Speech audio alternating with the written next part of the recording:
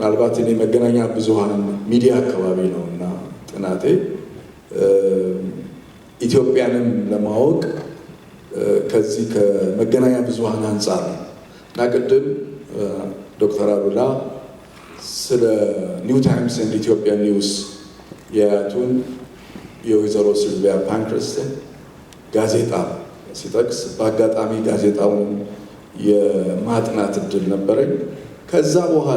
ከዛ ከጋዜጣ በኋላም ኢትዮጵያ ኦብዘርቨር የሚል ሌላ መጽሔት፣ ትልቅ መጽሔት ወይዘሮ ሲልቪያ ፓንክረስት እና ልጃቸው ፕሮፌሰር ሪቻርድ ፓንክረስት ያሉን አባት በጋራ ያዘጋጁት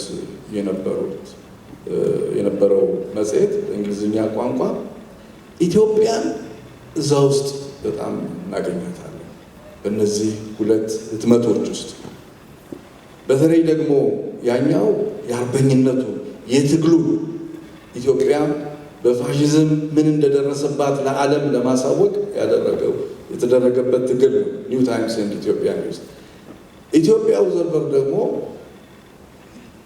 በተለይም ከዚህ ከፋሽዝም ወረራው በኋላ ምን አይነት አገር መገንባት እንዳለብን ወይዘሮ ሲልቪያ ፓንክረስት ከኢኮኖሚ አንጻር፣ ከልማት አንጻር፣ ከፋይናንስ፣ ከብዙ ነገሮች አንጻር በጣም ጥልቅ ጥናት ምርምር እየተደረገበት መንገድ የሚያመላክት ለኢትዮጵያ እድገት መንገድ የሚያመላክት የንጉሳችን የግርማዊ ቀዳማዊ አፄ ኃይለ ሥላሴ ቀኝ እጅ ሆነው ከጦርነት ማግስት ያለችውን ኢትዮጵያ ወደ ከፍታ ለማምጣት ብርቱ ትግል ያደረገ ቤተሰብ ልጅ ነው። በጣም በጣም ደስ ብሎኛል ዛሬ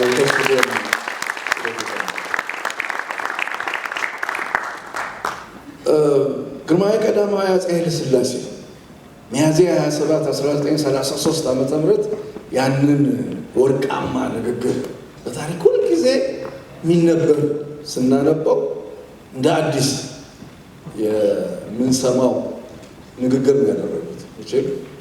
ስክሪፕትድ በደንብ የተጻፈ ሁልጊዜ ንግግሮቻቸው ተጽፈው ዝም ብሎ ማይክ እንደኔ ይዘው የሚናገሩ አይደሉም የዛን ጊዜ ሰዎች እና ታስቦበት ብዙዎች አይተውት የሚቀርብ ነው እና በዛ ንግግራቸው ውስጥ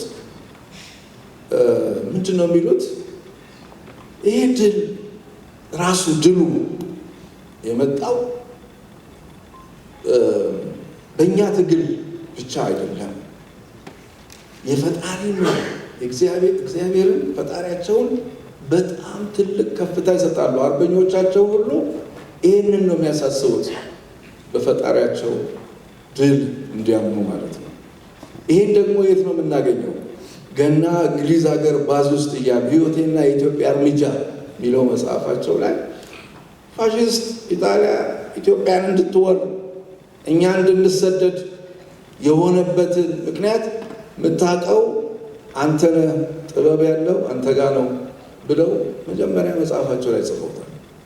ያውም ወረራን ለሱ ሰጥተውታል፣ እኛ እንድንሰደድ። እንደገና በድል ሲመጡ ደግሞ ያንን ድል ለፈጣሪያቸው ይሰጣሉ። እንዲህ አይነት በጣም ትልቅ መሪ ናቸው። በእምነትም የጸኑ ናቸው።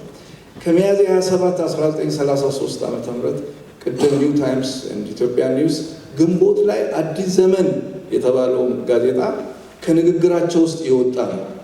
ከጃንሆይ ንግግር ይሄ የአዲስ ዘመን ብስራት ነው የሚሉት አለ። እንደገናም ደግሞ ኒው ታይምስ የሚለው የወይዘሮ ሲልቪያ ፓንክረስትን ጋዜጣ ኒው ታይምስ የሚለውም ተተርጉሞ ነው ይባላል። እንደገና ሌሎች ሰዎች የሚያወጡት ነው ይባላል። ነገር ግን በአጠቃላይ መታየት ያለበት ብዬ ማስበው ከ1933 ዓመተ ምህረት በኋላ አገር ለመገንባት የሄዱበት መንገድ ትምህርትን ይዘው የኢትዮጵያ ልጆች መማር አለባቸው ብለው ትምህርት ሚኒስትርነትን ይዘው ትምህርትን ያስፋፉበት በአጭር ጊዜ ሆስፒታሎችን፣ የጦር አካዳሚዎችን፣ የጦር ትምህርት ቤቶችን፣ አየር መንገዱን፣ አየር ኃይሉን፣ ባህር ኃይሉን፣ ኤርትራን እንደገና ለማምጣት በተባበሩት መንግስታት ድርጅት ከፍተኛ ክርክር አድርገው 10 ዓመት የፈጀ እንደ ጸሐፊ ትእዛዝ አክሊሉ ሀብተወልድ ተወክለው እንደገና ኤርትራን ከእናት ሀገሯ ጋር ያመጡበት ከዛም አልፈው ሀገራቸው ኢትዮጵያ ለሌሎች ሀገሮች ነፃነት ቋሚ ጠበቃ እንድትሆን ሌሎች የአፍሪካ ሀገራት ነፃ እንዲወጡ ያደረጉበት ጉዞ በጥቁር ዓለም ውስጥ በየሀገሩ ጥቁሮችን ተስፋ ኢትዮጵያ እንድትሆን ያደረጉበት እሳቸውም ከዚህ አልፈው ከዚህ አመራር አልፈው እንደ ሰው ደግሞ በጣም ትልቅ ወግ ማዕረግ ላይ ዓለም ላይ የደረሱበት ከ20 የዓለማችን ታላላቅ ዩኒቨርሲቲዎች የክብር ዶክተሬት ዲግሪ በየዩኒቨርሲቲው በትልቅ ማዕረግ እየተጠሩ ንግግር የሚያደርጉበት አፍሪካን ጥቁርነትን ከፍታ ላይ ያመጡበት ራሳቸው ጃንሆይ ትምህርት ቤት ናቸው እንማርባቸው ነው ተጋርጋ ነው ተከታተሉ ከልብ አመሰግናለሁ ተናጋሪዎቻችን።